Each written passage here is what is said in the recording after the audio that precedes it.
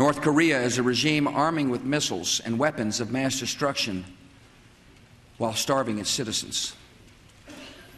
Iran aggressively pursues these weapons and exports terror, while an unelected few repress the Iranian people's hope for freedom. Iraq continues to flaunt its hostility toward America and to support terror. The Iraqi regime has plotted to develop anthrax and nerve gas and nuclear weapons for over a decade. States like these and their terrorist allies constitute an axis of evil, arming to threaten the peace of the world.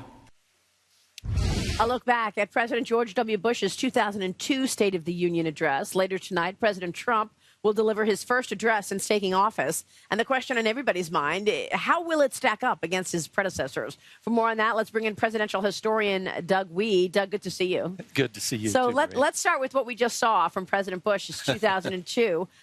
Tell us your thoughts on the importance of that. Well, many of these speeches are signals to other countries, and other countries will pore over every single word, and sometimes their imagination will go wild. They'll see things that they shouldn't see. But this was also a speech to the American people. We already know now where he was headed, and he wanted the American people to know, these are the bad guys, okay? And he was sending that signal. Take us to 1982. President Reagan made history, becoming the first commander-in-chief to bring an American hero into the president's box and acknowledge them during the speech. Watch this.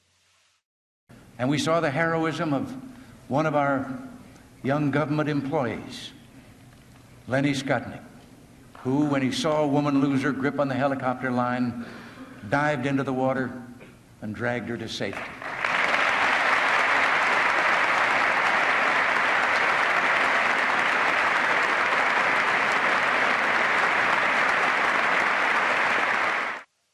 How important was that, Doug? Yeah, that changed these speeches forever. A guest in the audience has a longer shelf life. It's harder to, you can hate the words or be angry at the words or misinterpret the words. It's harder to dump on some ordinary citizen out there that's brought into the gallery. So now all the presidents do it, and it's a permanent fixture of a State of the Union speech. Do you think President Trump will do it? Oh, I'm sure he will. You saw last year how successful it was because they expected the ego, narcissist, this is all the things they were saying. Instead, his speech was positive and generous, and he seemed to acknowledge everybody in the room. Right. Okay, another top speech we want to show you before we bring the panel in. FDR in 1942, which came a month and a day following the Pearl Harbor attack. Tell us about this. Yeah. The American people don't fully realize today what a danger we were in. At Pearl Harbor, the attack on Pearl Harbor, we lost 40% of our naval tonnage, either destroyed or incapacitated. So we were very vulnerable. I mean, think Man in the High Castle. It was a lot worse than most people now see because in a little over 3 years, we developed the atomic bomb, we defeated Nazi Germany, and we defeated Japan. Think of that, 3 years. Today, you can't get anything done in 10 years, but that's pretty amazing. What do you want to hear from this speech tonight? Optimism. Optimism. John.